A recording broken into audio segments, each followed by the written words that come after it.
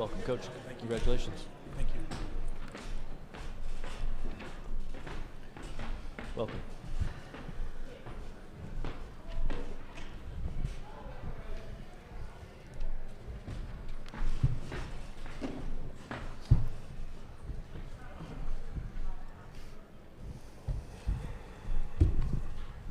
James first.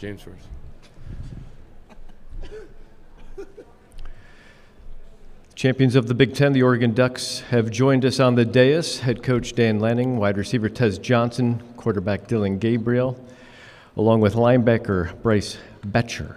Good to have you. Coach Lanning, could you begin with an opening statement, please? I don't have a lot to say except for how proud I am of these guys. You know, we've talked about moments this year where, you know, guys had to put each other on their backs. And I thought the offense tonight did an unbelievable job. I thought the defense made a critical stop when it mattered most.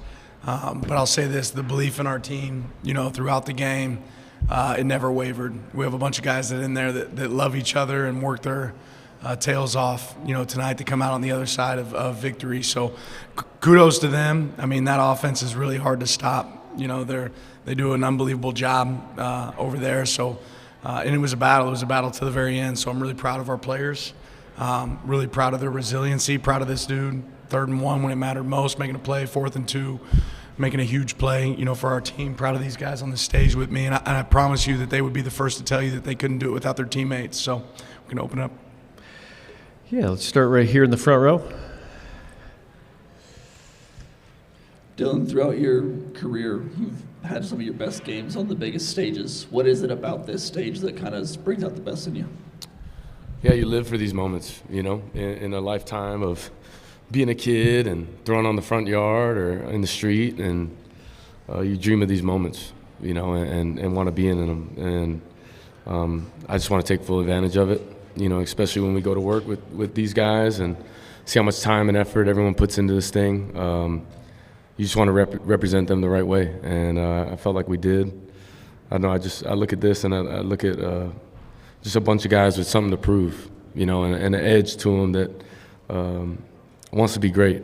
So I'm appreciative of them. I'm appreciative just everyone coming together. You know, it's a special group, and as you just take a step back and look at, you know, the moments we've had this season, our big-time players made big-time plays in these moments. So I love that part about it. We'll pop right here. Dan, going back to being in this building at Big Ten Media Day, you opened up saying Oregon's mighty different. Now you're the mighty champion. You've gone through a journey that was 8 games in 8 weeks. No one else in the country had to do that. You had to play the schedule, teams you never played before. Bring in a quarterback for 1 year. O-line's rocky to start the season. How do you encapsulate achieving what you achieved this first year?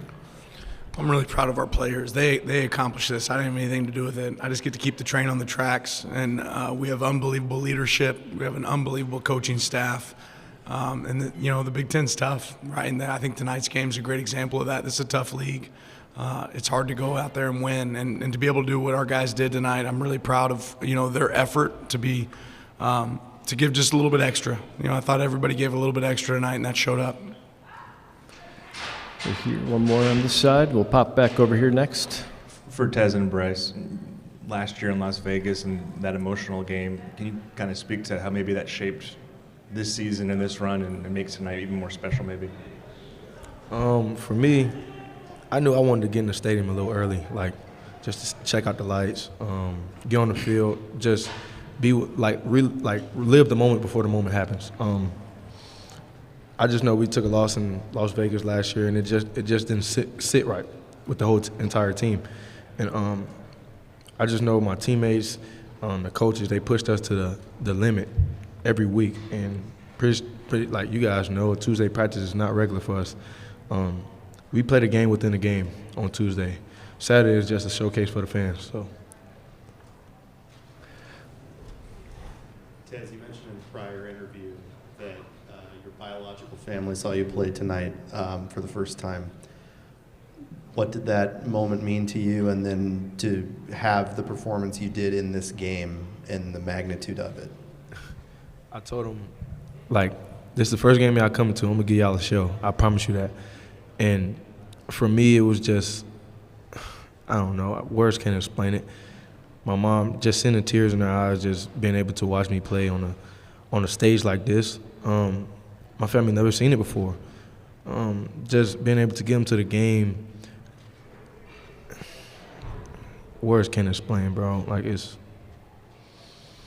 something you dream about, and when that time happens and it's being able to get checked off your bucket list, you don't take it for granted. So, yeah. Dillon, 3 touchdowns to tight ends tonight and that big 4th down completion to T. Ferg. What can you say about the tight end group that maybe doesn't get the love it deserves all the time? Maybe the love you don't see. I love those guys. You know, they're extremely talented group, but just very unselfish. You know, and I think all year they've waited their time in terms of touchdowns, but have helped us a ton in the run game and the pass game, but just ready for their moment. You know, each of them, and I'm proud of them.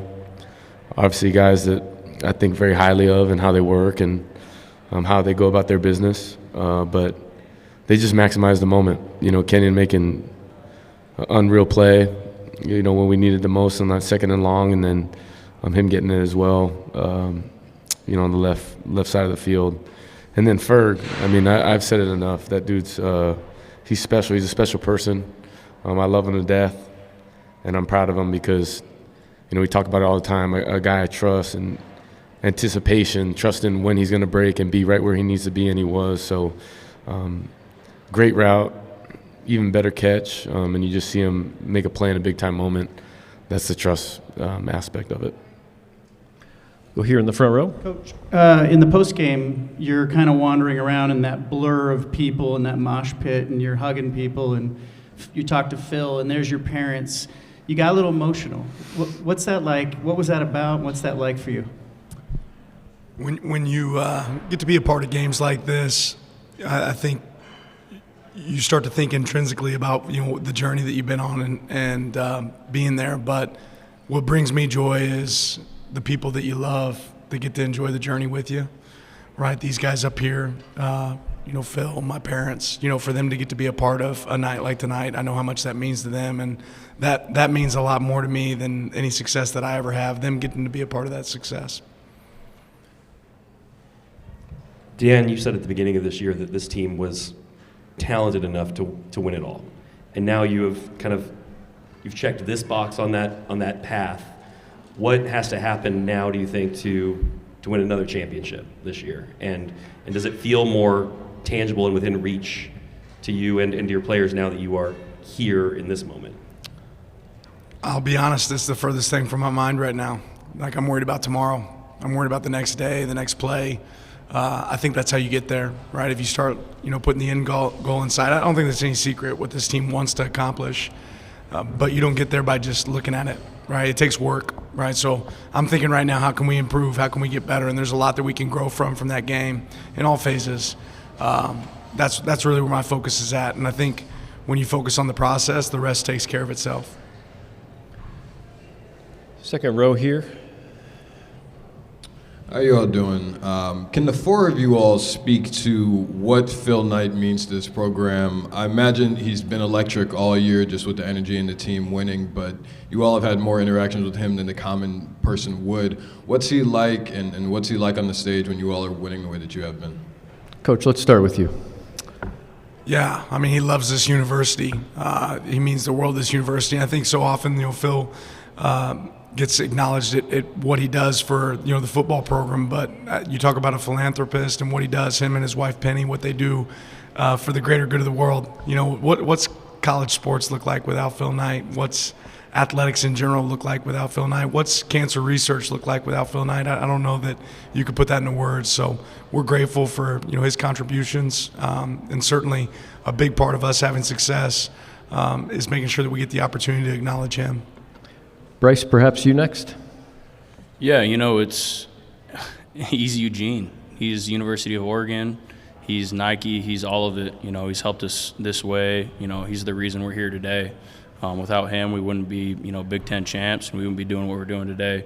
So, every guy, sitting here and every guy in that locker room is grateful for what him and his wife does for this program and, as Coach said, throughout the world. So we're forever in debt to him. We're very grateful. Dillon? Yeah, I think these guys spoke enough about him, but he's just a special guy in our life, in our lives, and what he means to the program, and I think when you take a step back and you look what he's done for everyone involved, and he's a unselfish guy, never wants credit for anything, but we definitely acknowledge it and appreciate him in a huge way because, his presence, a guy who comes around and is, just has been so great in his lifetime. You're appreciative of him and all he does for us. So only good things, and happy that we have him in our corner. Tez, anything to add to that? They pretty much said it all. But that's Uncle Phil. You love him. He's Eugene, like Bryce said. Seeing him at practice, you don't really, he's ducked off, but then when you see him, you're like, oh, that's Uncle Phil. But he's a great guy. Love Phil Knight. He's everything. Let's go right here in the second row. Next, right there. Bryce, I want to ask you about their offense and what the challenges they provided, and then what the relief felt like when that final interception took place. Yeah, we prepared to face the best, and, they're a great offense. Credit to our offense for, sticking it out and scoring a lot of points in that game. But, our preparation was unmatched. They're a good team too. That's what people forget. So, we try to do all our assignments. Obviously, there were some errors on tape we got to fix up and be ready for, come a couple weeks from now. But at the end of the day, they're a great team. Credit to them. We came out victorious, so credit to our offense. Return to the front row here. Tez, you see every day in practice what Kenyon Sadiq brings to this team. What is it like when he, on the first drive of that game, has a hurdle like that, a play like that? How much does that fire you guys up? That's normal for Kenyon. He did it in the spring game. He did it the first game. So when he did it this game, it didn't really surprise nobody. We expect that out of Kenyon. And he's a really talented tight end that we have, along with Ferg and P. Herb. Just the ways he contribute to the team is unbelievable. A young guy like that, his future is really bright. Go back here.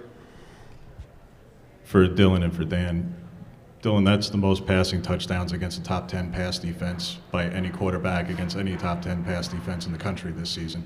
And it's one of the most efficient performances as well. What all did you see and make work to have that kind of performance on this stage? And for Dan, with all that he's up for this week in Vegas, New York, and in between, just where does your quarterback rank right now? This guy deserves every single thing that comes his way. I told him that earlier this week when he got player of the year in the Big Ten. If anybody can't watch that performance and recognize how special he is, and maybe the most special play to me was the 3rd and 1 when he won it in his hands to get that tough yard. This team believes in him. They're grateful every day that they get to step on the field with him. He's about connection and people first. But the poise that he shows in big games is unmeasured. I haven't been around players like Dillon. I'm really grateful that I get to share the field with him. Yeah, I would just say trust, belief, and confidence in everyone that, I go to battle with. The time and energy we put in this thing, and, you get one moment to make it happen. And I'm not going to let that moment pass me by. I know how much time and energy I put into it, but I also know the guys around me, and I touch the ball every single play. So the trust, belief, and confidence in my guys, but also it's got to be reciprocated for them, and knowing that, I'm going to make the right reads, I'm going to put the ball where it needs to be, and when the game's on the line, I'm going to make it happen. We have one in the second row here. Coach, one of the things that stood out standing next to your sideline today is that it didn't feel like at any point in the game you guys got too high or too low. Is emotional intelligence something that you guys emphasize as a program? And if so, how do you establish that or implement that? I think our guys do an unbelievable job of understanding the reset, the reset button. Like the next play is the most important play. And as emotional as the game of football is, they do an unbelievable job of knowing that the job's not done until the job's done, and being composed. be ready for the next moment. That's something we really pride ourselves in. Right here in the front row. Dylan, Dan mentioned that obviously you're somebody that values connection, and you've talked about that all season with a lot of different guys on this team. How has your connection with Tez evolved through the season, and what can you say about him working his way back and having a night like he did today? Yeah, he's special. He knows it. You know, I think when you're around a talented individual, you appreciate it because, you know, just the person he is. You know, he's electric, you know, and when he gets the ball in his hands, you know he's going to make a play. But more than that, you appreciate the person. You know, I've, as everyone knows, I've played football for a little long time. And when you're around people that love the game, love life, and do what they do at a, you know, in a special way, you appreciate that. And, you know, Tez is a huge part of what we do, you know, and him being on the field makes us a lot better. So I'm proud of him. I'm proud of the leader he is. I'm proud of the way he fights through adversity, and a guy that, you know, we've been through a bunch together within a year's time, but, you know, the growth together is enormous. I mean, I look at 181 yards. I'm surprised, but I'm not. You know, that's a guy who's, you know, capable of that, and he's special, so I'm proud of him. Right here in the third row. This is for the three of you, but we start with Tez. To do what you guys did tonight, the three of you being seniors in an NFL stadium, did that mean a little more about what's to come? I mean, games like this for us is expected. We know it's not going to be handed to us. I mean, we go out there like it's a Tuesday practice every Saturday. So, I mean, things like this doesn't really, like, get too big or too high for us. The coaches prepare us each week about games like this. Like I said, it's not going to be handed over to us. So that's pretty much it. Dylan? I mean, I'm just smiling because we're Big Ten champs, you know.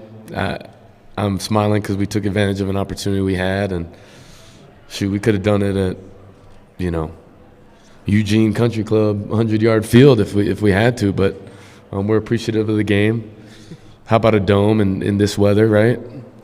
I know James is happy he ain't got to be all cold and frizzled up in a jacket, so there's a lot of positives, but more importantly, when that confetti came down, we were smiling. So. Yeah, he hit it. You know, we could have lined the ball up on the sand lot across the street and, you know, no fans and, you know, just be Bloody Tuesday all over again. So, you know, we're thankful it was in a dome. Without the weather, you know, it probably benefited them that it's not the cold weather because we're from Eugene. We're used to that. But we got it done and, you know, go Ducks. Right here in the second row. Dan, I'm sure you'll review the rush defense in areas you may not like, but on top of the game plan, I'd imagine that not allowing any TFLs to Carter and no touchdowns to Warren, who really didn't do much in the second half, would be successes. How did you guys scheme out their two biggest weapons?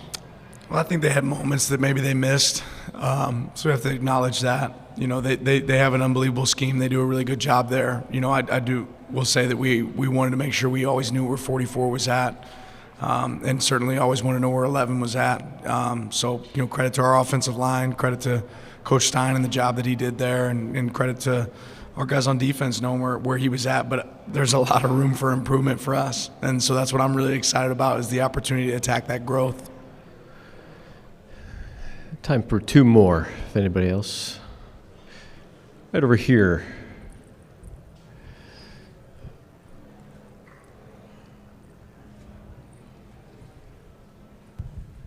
Adam Rittenberg with ESPN. Dan, apologies if you've been asked this already, but several of the players were talking about the idea of becoming the keystone species of the Big Ten. What is that, and how have you guys kind of become that this year? That's something kind of for us. It's something we started the beginning of the season talking about. You know, you get an opportunity to invade a new environment and, you know, somewhere maybe you didn't belong and get the opportunity to take over that environment. We said this is the last step for us to become that. So I'm really proud of our guys buying into that thought and, you know, building off of it. But, you know, that's just, again, motivation's overrated. You know, these guys have to go out there and execute. They did that tonight.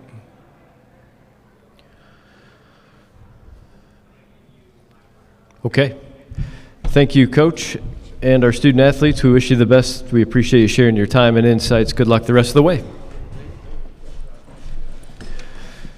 Some final housekeeping.